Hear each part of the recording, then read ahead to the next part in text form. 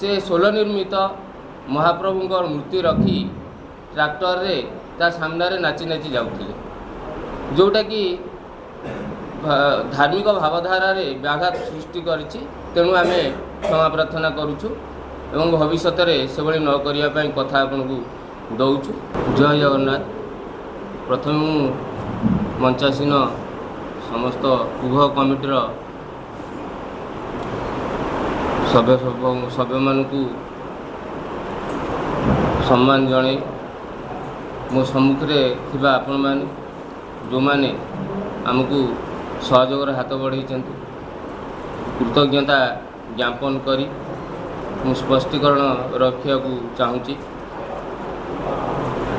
जहाँ सभापति महोदय कहले जे घोषयात्रा अवसर घोषयात्रा को आकर्षणीय करने उद्देश्य घोषयात्रा को लोकाभिमुखी करने उद्देश्य एवं घोषयात्रा को आहरी अधिक आगू नवा उद्देश्य महाप्रभुंकर घोषयात्रा अवसर रे रोषणी माध्यम महाप्रभु को निया जाई थाए।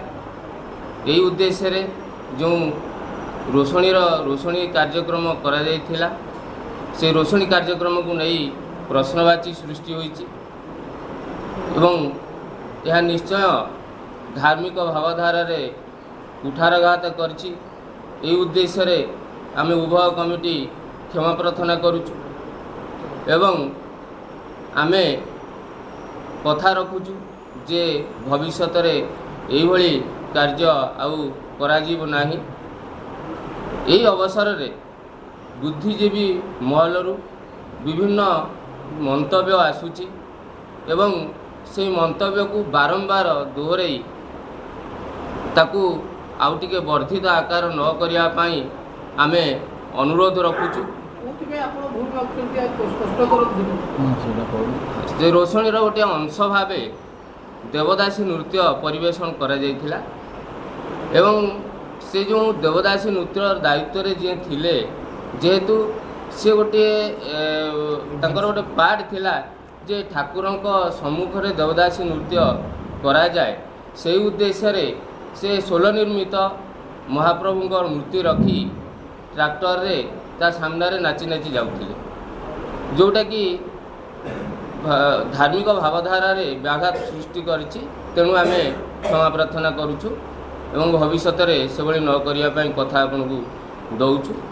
तेणु बुद्धिजीवी महल रे यही जो बारंबार प्रश्न आसूची कि बारंबार यही सब को नहीं आलोचना चली अनुरोध रखिबू जे से प्रकार आलोचना को आम आगू नवा ना।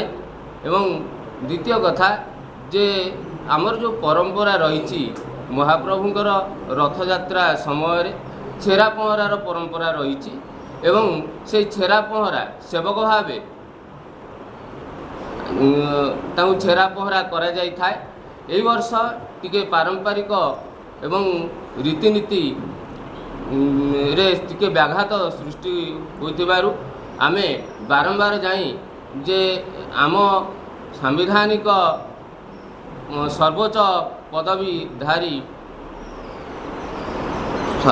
आमर विधायक महोदय को निवेदन करूँ बारंबार से मना कला परे आमे कौनसी विकल्प न पाइबारु उभय कमिटीर निष्पत्ति क्रमे पुणी थरे विधायक महोदय निकट को जाइथिलु एवं आमर अनुरोध रक्षा करी विधायक महोदय से सेवक कार्य करने पाई राजी होते।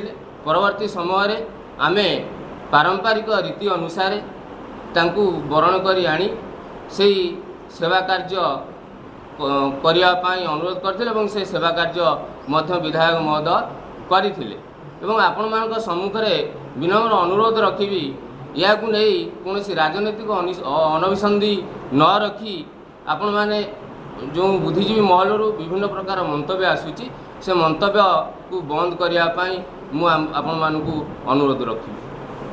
जय जगन्नाथ। एथि कही मोर कथा शेष।